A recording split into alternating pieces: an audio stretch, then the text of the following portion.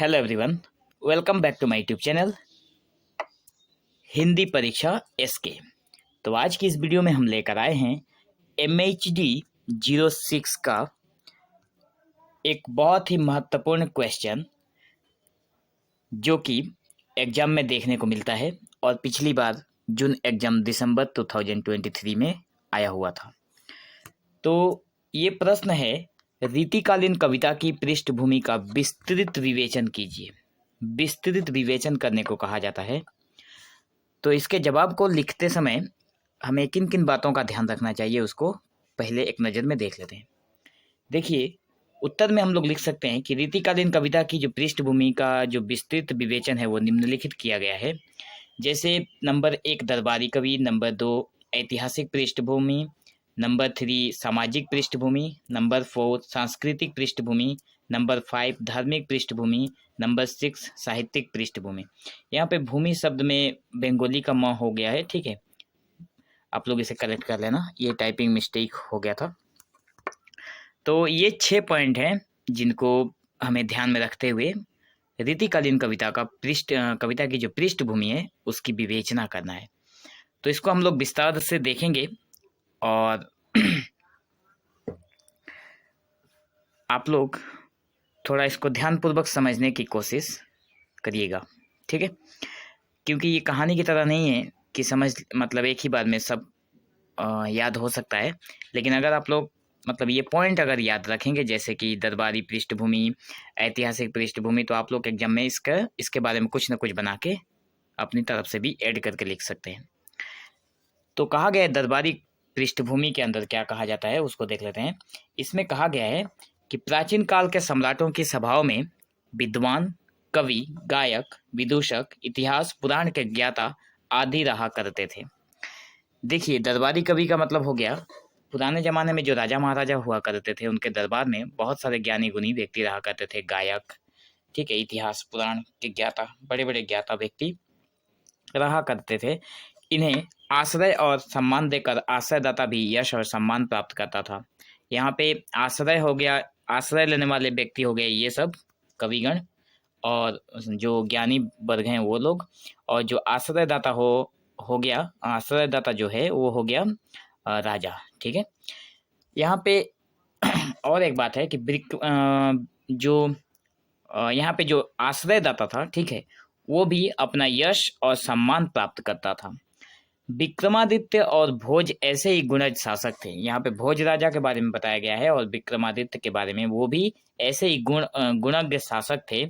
किंतु धीरे धीरे राजाओं की गुणवत्ता क्षीण होने लगी और उनके दरबारों में रूढ़िबद्धता बढ़ने लगी। मतलब जैसे जैसे पुराने राजा, जितने भी पुरान राजा हुआ करते थे, वो सब जैसे जैसे बूढ़े होकर मारे गए या फिर युद्ध में मारे गए, तो जब वो उसके बाद परवर्ती जो राजा हुए उनमें गुण की कमी आने लगी और ऐसे करके क्या हुआ, उनके दरबारों में रूढ़िबद्धता बढ़ने लगी। भाव की गंभीरता और व्यापकता के स्थान पर काव्यों में अलंकरण और प्रदर्शन की प्रवृत्ति शेष रह गई थी। तो आते आते अंत टाइम में क्या हुआ कि जो कविता थी उसमें जो ज्ञानी वर्ग राजा के सम्मान में जो चीज़ें लिखते थे वो अंत में आते आते उसका अलंकरण और प्रदर्शन ही मात्र शेष रह गया, बाकी सारी चीज़ें उसमें से खत्म हो गई। तो दरबारी पृष्ठभूमि में इतना लिखने से हो जाता है, ठीक है, और भी है लेकिन इतना ज़रूरत नहीं है। ऐतिहासिक पृष्ठभूमि जो है इसको थोड़ा ध्यान से देखिए। ऐतिहासिक पृष्ठभूमि में क्या कहा गया है कि शासन व्यवस्था के शिथिल होने और आंतरिक कलह के कारण विदेशियों के आक्रमण शुरू हो गए। देखो, जो हमारे इतिहास में जो शासन व्यवस्था थी वो जब शिथिल हो गया, मतलब रुक गया, और लोगों में आंतरिक कलह होने लगा, जैसे मतलब अपने ही लोगों में जब झगड़ा होने लगा, तो इसके कारण जो विदेशी लोग थे उन्होंने आक्रमण करना शुरू कर दिया, क्योंकि खुद अपने ही घर के लोग अगर किसी और से मिल जाएंगे तो आक्रमण तो होगा ही। तो उसी तरह से विदेशियों का आक्रमण बढ़ गया। नादिर शाह जो राजा था और अहमद शाह अब्दाली ने मनमाने ढंग से कत्लेआम किया था और प्रजा को लूटा, ठीक है।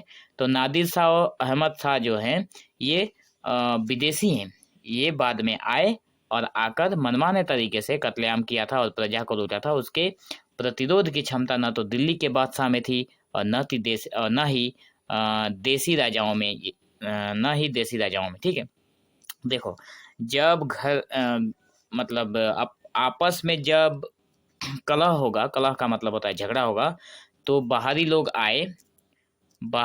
आए और अपने मनमाने ढंग से राजपाट लूटा और कत्लेआम करना शुरू कर दिया था। और इसे रोकने के लिए दिल्ली के बादशाह में भी उस समय क्षमता नहीं थी, और दिल्ली के बादशाह में अगर क्षमता नहीं थी तो देसी बाकी जो देश के अंदर बाकी जो राजा थे उनमें क्षमता कहाँ से होती।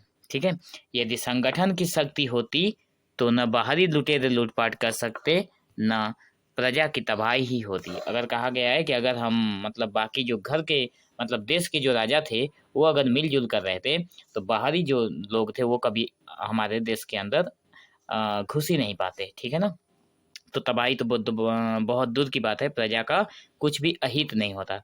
यही दशा अंग्रेजों से युद्ध करते समय बक्सर में हुई, जिसमें शाह आलम को बुरी तरह पराजित होना पड़ा और देश का पूर्वी भाग अंग्रेजों का अधिकार में आ गया। और इसी आंतरिक कलह के कारण ही हमारे देश में अंग्रेज भी घुस आए थे। यदि राजस्थान के राजे महाराजे और सामंतगण संयुक्त रूप से विदेशी आक्रमणकारियों का मुकाबला करते तो हिंदी के कवियों को भी शौर्य और पराक्रम के भाव जगाने की प्रेरणा मिलती। कहा गया है कि अगर राजस्थान के जो राजा महाराजा थे और सामंतगण थे, ठीक है, सामंतगण वही लोग हैं जिनको मतलब एक अलग पावर रहता है, उनके पास एक टुकड़ी होती है सेना की। अगर वो सारे के सारे मिलकर रहते तो विदेशी जो आक्रमणकारी थे उनसे मुकाबला करने में, और हिंदी के जो कवि थे उनको भी शौर्य पराक्रम का भाव जो अपनी कविताओं में लिखने को मिलता, उसकी प्रेरणा मिल जाती। किंतु शासक वर्ग में षड्यंत्र और स्वार्थपरता व्याप्त थी। मतलब शासक वर्ग जितना भी था भारत का, वो सभी मतलब रीतिकालीन समय में शासक वर्ग जितना था वो सब के सब स्वार्थी थे और अपने अपने षड्यंत्र में लगे हुए थे एक दूसरे को हराने में। सामाजिक पृष्ठभूमि में है कि सामाजिक पृष्ठभूमि के अंतर्गत कहा गया है कि जब देश में पौरुषहीन विलासिता और वैभव के प्रदर्शन की प्रवृत्ति व्याप्त हो तब सामाजिक सुव्यवस्था कैसे रह सकती है। कहा गया है कि अगर पुरुष जो है वो विलासिता से और वैभव से अपना मतलब दिन यापन करने लगे तो समाज में सुव्यवस्था बनी नहीं रह सकती किसी भी हाल में। ठीक है, कहा गया है कि समाज में शासक और शासित के बीच खाई बढ़ती जा रही थी। उस समय का जो समाज था उसमें जो शासक था और जो प्रजा थे मतलब जो शासित व्यक्ति थे उनमें खाई बढ़ती जा रही थी, मतलब उनमें बहुत सारी दूरियां आ गई थी। शासन तंत्र निरंकुश और शोषक बन गया था। जिसके हाथ में शासन था वो निरंकुश मतलब किसी के ऊपर अंकुश नहीं लगा पा रहा था, किसी भी सेना के ऊपर, अपनी प्रजा के ऊपर, और उल्टा वो उनकी शोषण कर रहा था। प्रजा की दयनीय दशा की तरफ ध्यान देने वाला कोई नहीं था। प्रजा की जो दयनीय अवस्था थी, जो दरिद्र की अवस्था थी, उसकी ओर ध्यान कोई नहीं देता था। शोषक शासकों का समूह बढ़ता जा रहा था और शोषित प्रजा हर प्रकार के अत्याचार को सहने के लिए बेबस होती जा रही थी। शोषक जो शासक थे, जो राजा महाराजा हुआ करते थे, वो सिर्फ लोगों का, अपने प्रजाओं का शोषण कर रहे थे, और जो प्रजा थी वो शोषित हुए जा रही थी और उसके अत्याचार का सहने के लिए, मतलब राजाओं का अत्याचार सहने के लिए वो बेबस थी। ऐसी दशा में अपने भाग्य को ही दोष मानकर उसने मतलब जो प्रजा थी वो संतोष कर लिया करते थे कि हमारा भाग्य ही खराब है जो कि हमारे भाग्य में ऐसी राजा के प्रजा बन गए। ठीक है, आगे है सांस्कृतिक पृष्ठभूमि, जिसमें संस्कृति शब्द से ही पता चलता है कि यहाँ पे इसके ऊपर अगर बात करें तो ये समाज था तो समाज से संबंधित इसमें बातें लिखेंगे। सांस्कृतिक जो संबंधित है उसमें सांस्कृतिक से संबंधित बातें लिखेंगे। तो कहा गया है कि रीतिकालीन कविता जिस संस्कृति की उपज थी, मतलब रीतिकालीन जो कविता थी जहाँ से निकली थी, यहाँ पे कविता की बात की गई है, तो जो कविता जहाँ से निकली थी, जिस संस्कृति की देन है, उस पर तत्कालीन दरबारों का गहरा प्रभाव पाया जाता है। उस समय उस रीतिकालीन कविता में उस समय की दरबारों का गहरा प्रभाव पाया जाता है। दरबारों में ही संगीत कला, चित्रकला और स्थापत्य कला का पोषण हो रहा था। मतलब उस समय का जो कविता है, जो उस समय का जो साहित्य है, संगीत है, उन सब में हमें उस समय का, अगर मान लीजिए हमें आज के बारे में अगर किसी को बताना है तो कैसे बताएंगे? या तो आप कविता लिख कर रख देंगे, आज से 100 साल 2 साल के बाद अगर कोई पढ़ेगा तो उसके पता लगेगा कि 2024 में ऐसा ही कुछ हुआ था। ठीक है, ठीक उसी तरह से उस समय जब कविता लिखा गया तो उसी समय की जो समाज में व्याप्त संस्कृति चल रही थी उसमें सारी चीज़ें लिखी गई थी, ताकि हमें बाद में पता चल सके कि वहाँ पे उस समय में क्या हुआ था। तो दरबारों में ही जो संगीत कला और चित्रकला, स्थापत्य कला का पोषण हो रहा था, सारी चीज़ें को दरबार में ही रखा जाता था। दरबार चाहे मुगल बादशाहों, नवाबों का हो या राजा महाराजाओं का, कलाकारों को वही प्रशय मिलता था। अब देखिए यहाँ पे दरबार चाहे किसी का भी हो, चाहे किसी राजा महाराजा का हो, चाहे किसी बादशाह का हो या फिर नवाब का हो, ठीक है, बंगाल के जो नवाब हुआ करते थे, तो कहा गया है कि सबको, जो कलाकार थे जैसे गायक, ठीक है, कविता लिखने वाले लेखक, चित्रकला, स्थापत्य कला, जितने भी ये कलाकार हैं, सबको एक समान से, एक नज़र से देखते थे, चाहे राजा महाराजा कोई भी हो। मुगल दरबारों में फारसी भाषा ही प्रचलित थी, मुगल दरबार में तो फारसी भाषा प्रचलित थी।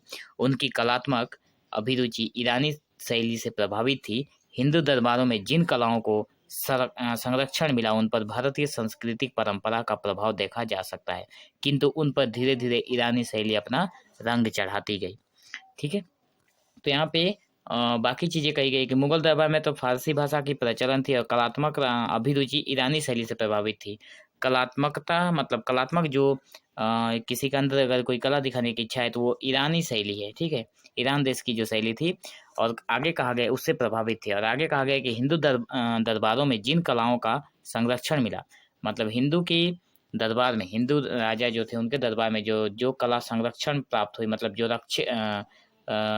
रक्षा के योग्य थी, उन पर भारतीय संस्कृति परंपरा का प्रभाव देखा जा सकता है। ठीक है, और किंतु उन पर धीरे धीरे ईरानी शैली अपना रंग चढ़ाती गई। भारतीय संस्कृति का परंपरा तो था ही, लेकिन धीरे धीरे ईरानी शैली ने उस पर भी अपना रंग चढ़ा दिया था। आगे है धार्मिक पृष्ठभूमि। धार्मिक पृष्ठभूमि में कहा गया है कि धर्म भी युग धर्म से अप्रभावित नहीं रह सकता। मतलब जैसे जिस युग में जैसा धर्म चलेगा, धर्म उसी के हिसाब से चल रहा है। मतलब जिस युग जो युग आ रहा है, युग के हिसाब से धर्म भी चल रहा है। अकबर के शासनकाल में धर्म में भी उदारता और सहिष्णुता की भावना प्रधान हो गई थी।